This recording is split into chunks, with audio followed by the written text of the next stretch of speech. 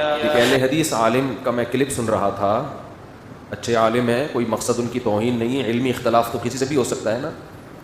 وہ یہ کہہ رہے تھے کہ لفظ عشق قرآن و سنت میں اللہ اور اس کے رسول کے لیے کبھی بھی استعمال بولو نہیں ہوا, نہیں ریکارڈ نہیں کریں. لفظ عشق قرآن و سنت میں اللہ اس کے رسول کے لیے کبھی بھی, یہ جو کہتے ہیں نا عاشق رسول, انہوں نے کہا یہ قرآن و سنت کے خلاف ہے. یہ لفظ اللہ اس کے رسول کے لیے محبت کا لفظ استعمال ہوا ہے, عشق کا لفظ استعمال نہیں ہوا. کہیں بھی قرآن میں نہیں آتا ان الذین یعشقون رسول اللہ, وہ لوگ جو رسول سے عشق کرتے ہیں. اور اس کی ایک عقلی دلیل بھی ہے کہ عشق اس محبت کو کہتے ہیں جس میں شہوت شامل ہو, خواہش نفس ہو. عاشق معشوق کسے کہتے ہیں؟ شکلوں پہ عاشق ہو گئے ہوں. زیادہ تر یہ لفظ جو استعمال ہوتا ہے عشق معشوقی کا گرل فرینڈ کے لیے, بوائے فرینڈ کے لیے, اس میں شہوت پرستی ہوتی ہے.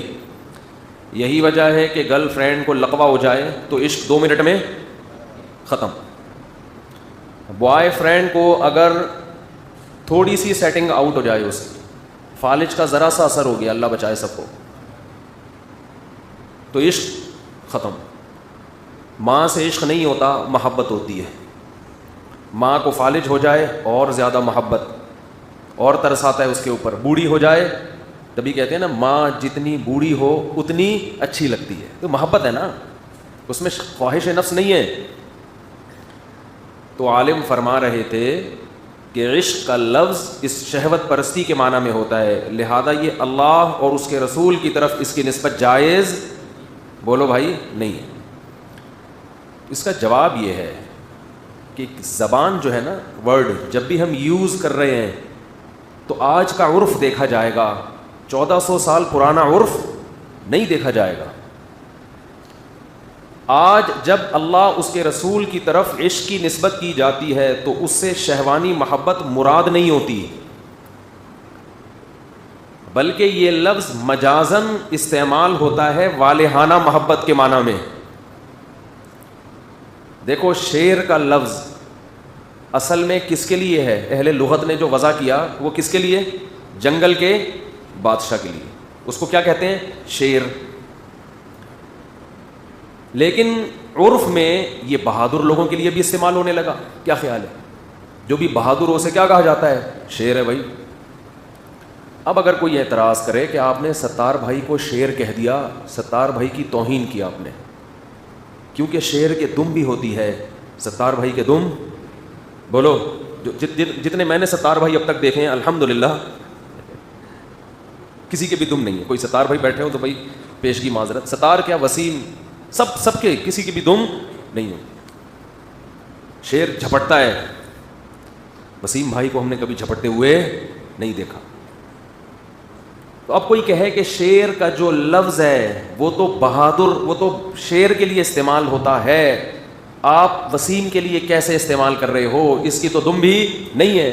ہم کہیں گے کہ عرف میں یہ لفظ ادھار لیا جاتا ہے بہادر آدمی کے لیے.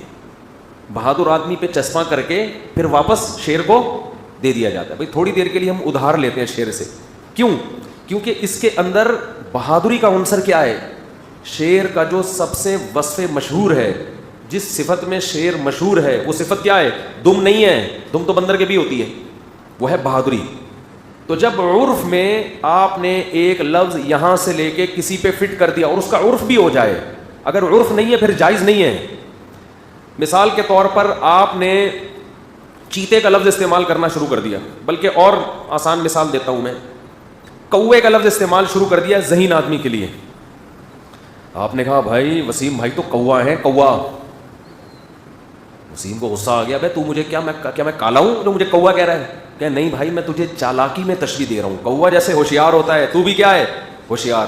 یہ جائز نہیں ہوگا, اس لیے کہ اس معنی میں کوے کا استعمال عرف میں مشہور نہیں ہے, لوگ یہ کام نہیں کرتے.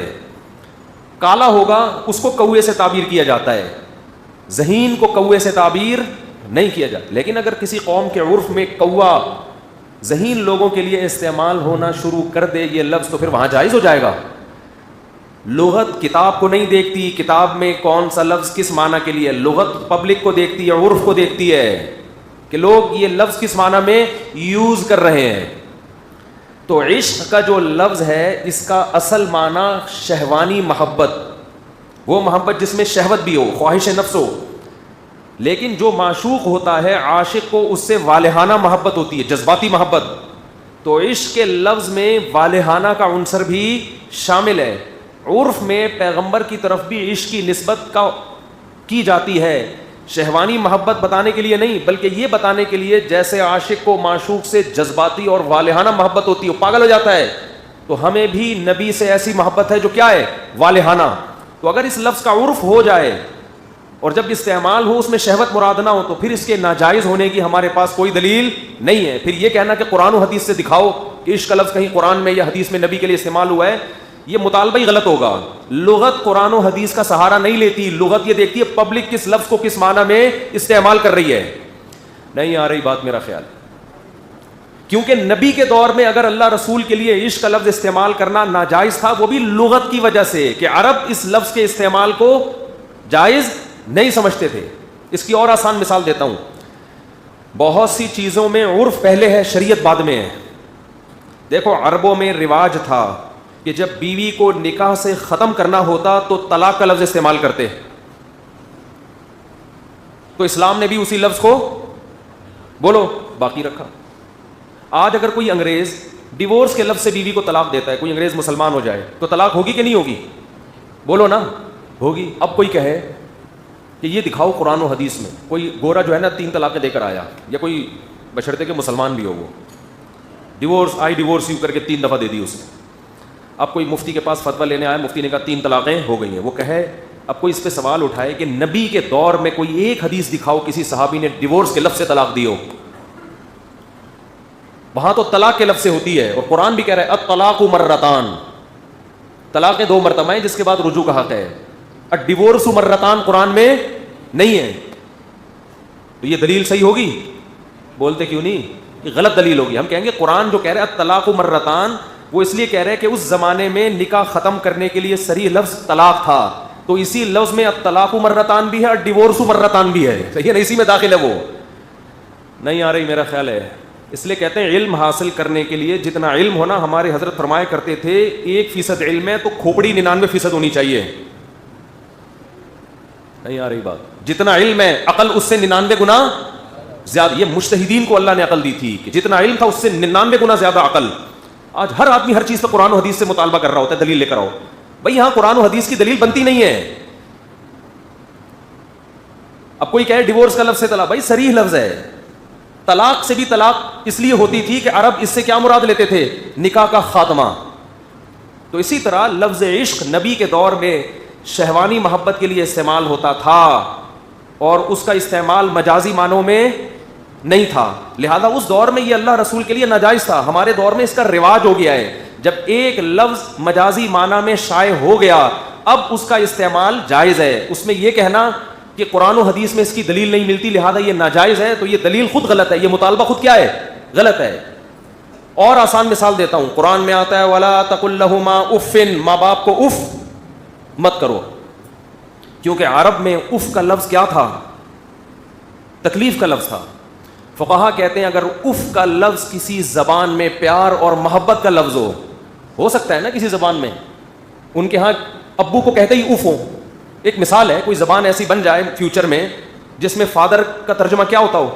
اف. کچھ ہو سکتا ہے نا، دنیا میں سب کچھ ممکن ہے.